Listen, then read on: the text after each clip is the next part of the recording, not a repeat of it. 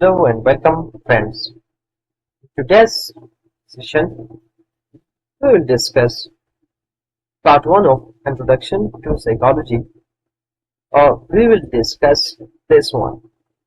What is psychology? Psychology is derived from the Greek word psycho means mind and logos means study. So psychology is basically study of soul or mind. Literally, this was the basic definition of psychology.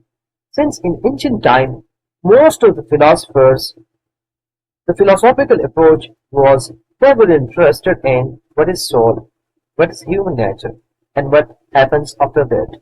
So that's why the basic definition is the study of soul or mind is known as psychology. However, the modern definition of psychology is it is the scientific study of behavior and mental processes. Scientific study means it involves systematic and objective methods which include observation, experimentation, measurement, hypothesis, data collection, analysis, and replication. The scientific study is carried out to perform various experiments. It is basically carried to analyze and assess the problem, and then through observation, experiments, and the hypothesis, we find the solution of the problem. So here it is, psychology is also nowadays a science. So we will study that evolution in this lecture, but here we only focuses on its definition. The first definition is study of soul and mind is psychology. But the modern definition involves psychology is the scientific study of behavior and mental processes. You got it? This is the first point, okay? And this is the second point. The behavior refers to the observable action or responses. Actually, we will discuss here this in detail. Behavior, it is observable action. For example, walking, studying, crying, it is observable expressions. And the mental processes involve internal activities that cannot be seen directly but can be inferred. This means that whenever someone is in furious condition, you can are thinking something unusual and uneasy, and you cannot see what happens in his internal brain or internally what he is thinking about. But you can understand from his facial expression that the person is furious or the person is happy. So from this, the person is crying. Whenever he is smiling, that means he is happy. So from the observable behavior, you can understand the mental processes which we call inferred. Is it clear? So actually, psychology is the study of mental behavior and mental processes. Actually, the behavior is of two types. This was given by John B. Watson. According to him, actually the psychology was the overt, which is observable behavior. But in the modern studies, psychology involved both overt and covert. I mean that this both types was given by the founder of behaviorism, which is who is John B. Watson. But according to his point of view, psychology was only related to this observable behavior. The observable behavior, which are observable with our senses and can be seen and measured by anyone, which include, for example, walking, talking, writing, eating, and crying, studying, and fighting. However, the private behavior or the covert, which is internal and cannot be observed directly. In modern definition, this covert is also termed as mental processes. So, from the perspective of Watson, psychology was related to overt or the observable behavior.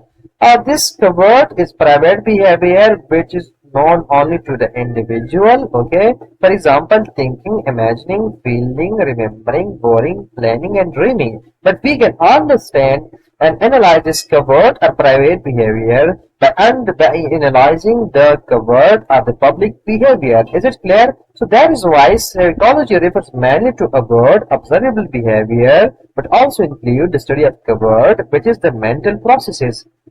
I hope this is clear. Now the important point here is that we do not study all types of behavior in psychology, but we only focus on human and animals' behavior, which can be observed, measured, understood, and explained scientifically.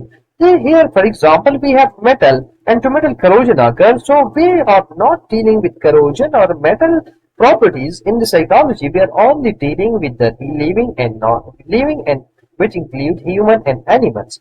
For example, if you give something or you tell something to someone and he responds very late or he understands it very slowly, and someone is genius if it responded while he is responding very quickly. So this is measured and observed in someone's behavior. So we deal with that type of behavior.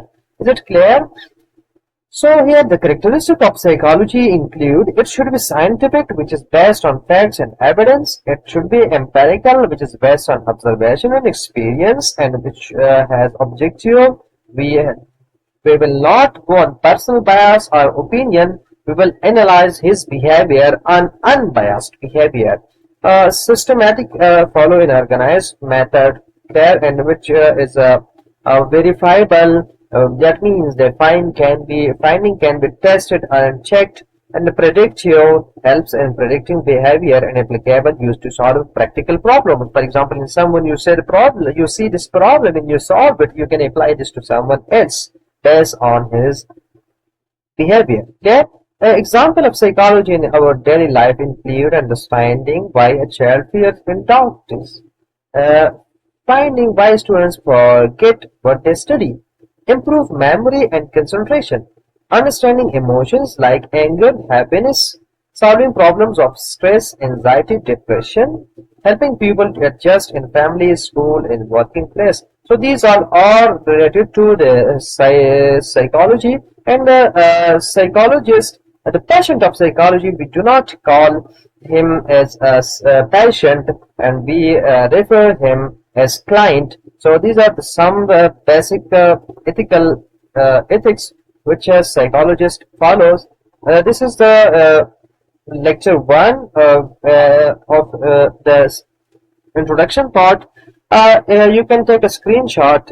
Okay, I can clear this to in order so that you can make a screenshot. Okay, and in the next lecture we will discuss the historical definition, and which include the soul into mind and into consciousness, behavior, and mental processes. So this we will discuss in the next lecture. If you have any suggestion or any question, you may ask and you can suggest in the comment section. Stay connected and we will go ahead inshallah with best preparation. Thank you again.